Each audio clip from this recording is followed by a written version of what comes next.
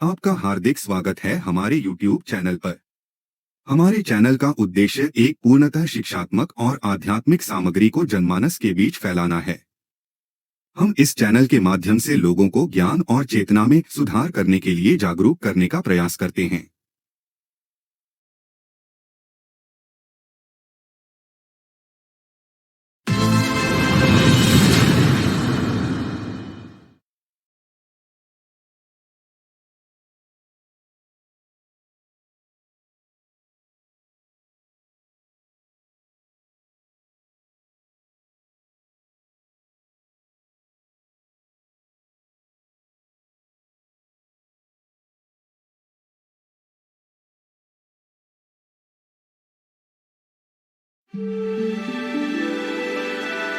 युग बीते पर सत्य न बीता, सब हारा पर सत्य न हारा।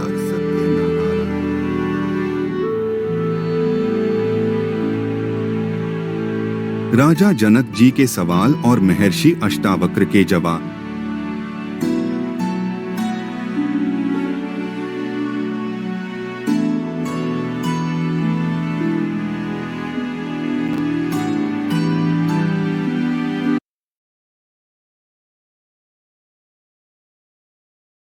हे ईश्वर, तेरा लाख लाख धन्यवाद कि तूने अष्टावक्र जैसा महापुरुष इस पवित्र भारत भूमि को प्रदान किया।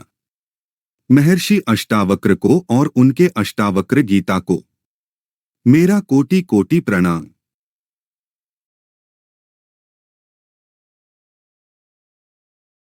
जानिए कैसे महर्षि अष्टावक्र जी ने राजा जनक के दूसरे सवाल का समाधान किया।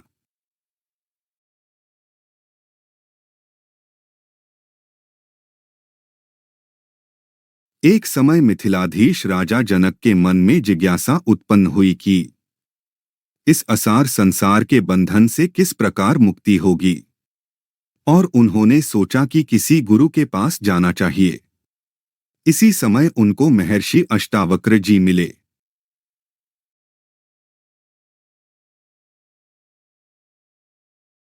जब एक दिन राजा जनक जी ने ऋषि अष्टावक्र को देखा तो उनके चित्त में अष्टावक्र का टेढ़ा मेढ़ा शरीर देख के घृणा हो गई।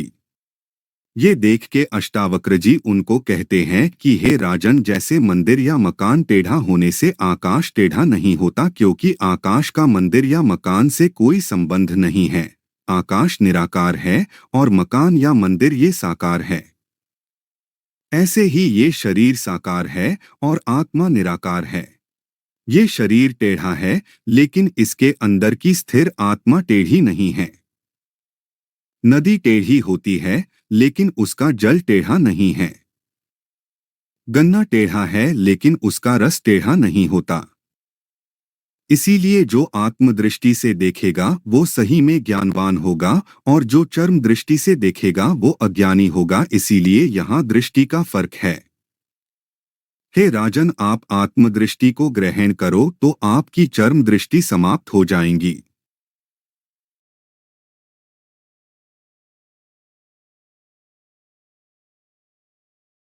अष्टावक्र जी के ये वचन सुन के राजा जनक जी का मोह तत्काल दूर हो गया। राजा जनक जी ने सोचा कि ये परम ज्ञानी संत ही मेरे गुरु हो सकते हैं, इनसे अधिक ज्ञानी अभी मुझे कौन मिलेगा। इस प्रकार राजा जनक जी ने अष्टावक्र जी को गुरु कर लिया और वो उनके शरण चले गए। अब राजा जनक अपने चित्त के संदेहों को दूर करने के लिए अष्टावक्र जी से सवाल पूछने लगे।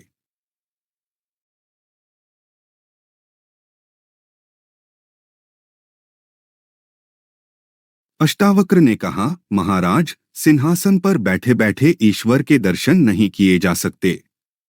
राजपद का अहंकार त्याग कर आप भूमि पर बैठें। राजा जमीन पर आकर बैठ गए। मुनि अष्टावक्र ने कहा, दर्शन करने से पूर्व मुझे दक्षिणा देने का संकल्प करें।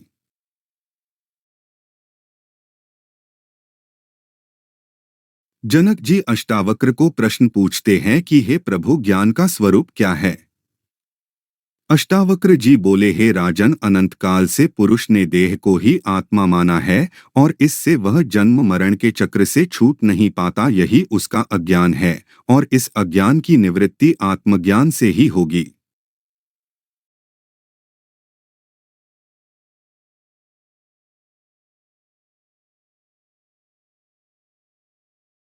फिर अष्टावक्र जी बोले, हे राजन, न तुम पृथ्वी हो, न जल हो, न अग्नि हो, न वायु हो, न आकाश हो। इन पांचों तत्वों का शरीर तुम नहीं हो, क्योंकि शरीर हर क्षण बदलते रहता है, लेकिन आत्मा सदा स्थिर है। हे राजन, तुम इस देह से आत्मा को भिन्न समझ और जो तत्व नश्वर देह में रहते हुए भी शाश्वत है, उसको ही सत्य समझ।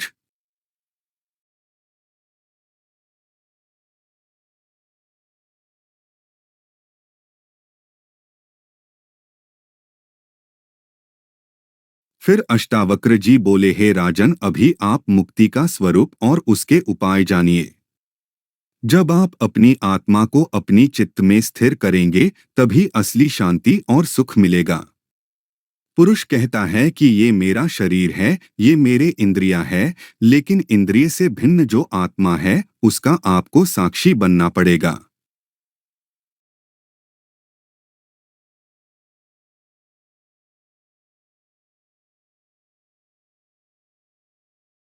फिर अष्टावक्र जी बोले, हे राजन, जब पुरुष अपने आत्मा को ही कर्ता और भोक्ता मानने लगता है, तब ये असार संसार के बंध को प्राप्त होता है।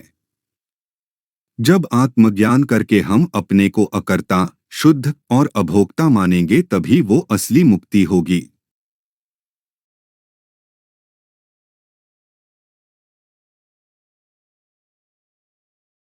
राजा जनक जी फिर से प्रश्न करते है, भगवान, पुरुष कहता है कि मैं करता हूँ और उसके फलों का भोक्ता भी मैं ही हूँ, तब फिर ये जीवात्मा अकर्ता और अभोक्ता होकर मुक्त कैसे हो सकता है?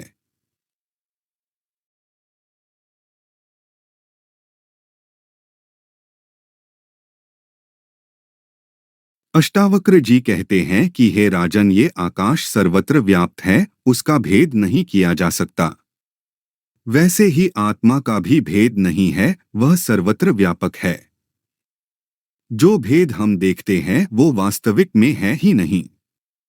तू सबका साक्षी बन, तू आकार रहित ऐसा जान करके संसार रूपी ताप से रहित हो जा।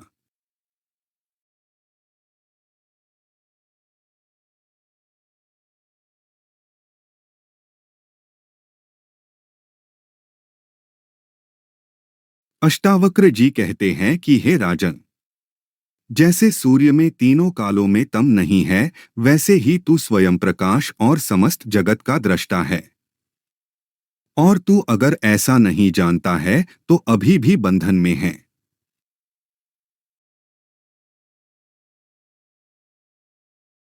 राजा जनक जी फिर से प्रश्न करते हैं कि हे भगवान, सब लोग अपने को ही कर्मों का कर्ता मानते हैं, ऐसा वो क्यों मानते हैं?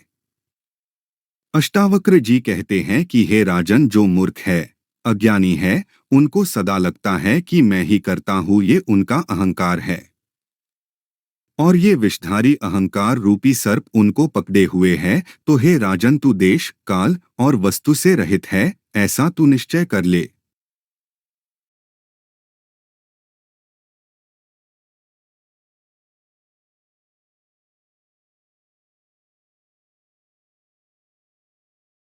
अष्टावक्र जी कहते हैं कि हे शिष्य, जिसने अपने आत्मा को सच्चिदानंद करके जान लिया, तो वो जन्म मरण रूपी बंधन को कभी प्राप्त नहीं होगा। तू अपने को ही परम आनंद स्वरूप और ज्ञान स्वरूप मान और सदा के लिए सुखी हो जा। महर्षि अष्टावक्र का जवाब सुन के राजा जनक जी काफी समाधानी थे, उनको दूसरे प्रश्न का उत्तर मिल चुका था। अभी जनक जी तीसरा प्रश्न पूछते हैं कि पुरुष वैराग्य को कैसे प्राप्त होता है। हम अगले वीडियो में इस प्रश्न का समाधान अष्टावक जी कैसे करते हैं वो सुनेंगे।